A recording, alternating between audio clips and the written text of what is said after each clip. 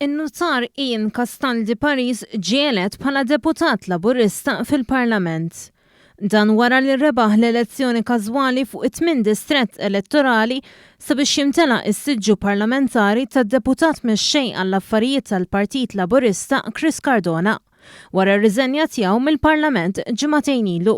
Dr. Castaldi Paris ġielet b'2286 vot, filwaqt li l-kontestanta l-oħra l-avukat Rachel Tua ġabet 1300 vot. Fl-ewwel kummenti tiegħu il-membru parlamentari l-ġdid qal li dan ir-riżultat jixhed kemm il-Partit Laburista u Partit Miftuħ u għawijat ħidma sfiqa f'isem il-kostitwenti ta' 8 distrett. Il-priorità tiegħi hija sempliċi ħafna li nkun dejjem viċin in-nies u li naħdem biex fl-aħħar mill-aħħar nara li dak li jien issa ġejt elett u dawk li f'dawn in-nies għalih isarraf f'xogħol, jiġifieri jiena l-pożizzjonijiet u l-karigi ma jagħmlux bija. L-importanti dik xi ħaġa sabiħa għaliex forsi li tkun deputat fil-Parlament ħajkollok min ħajavviċinak u inti tista' tkun tajnuna fih għalih f'ħajtu.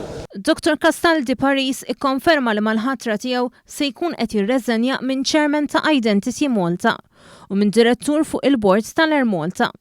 Il-proċess tal-att tal-voti sar blidejn hekk kif is-sistema elettronika ma kinitx użata fl-elezzjoni ġenerali tal-2017.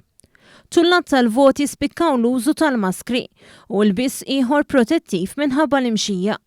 B'reazzjoni għall-elezzjoni ta' Dr. Castaldi Paris, il-Prim Ministru Robert Abela feraħ lil Dr. Ian Castaldi Paris u ringrazzja lil Rachel Tua għal kontribut tagħha.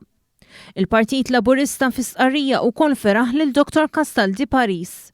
M'hemmx dubju li Ian Castaldi Paris se jkun qed jirrappreżenta lill-kostitwenti kollha ta' 8 distrett, kif ukoll il-poplu Malti u Awċi kollu, bl-aħjar mod bħala membru parlamentari, stqar il-Partit Laburista, filwaqt li ringrazzja lil Dr. Rachel Tua.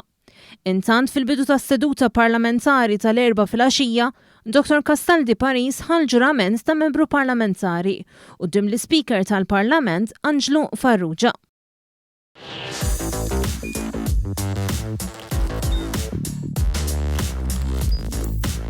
Idħol fuq one.com.mt u hemmhekk tista' tara l-programmi kollha li jxandru fuq One permezz ta' One Play.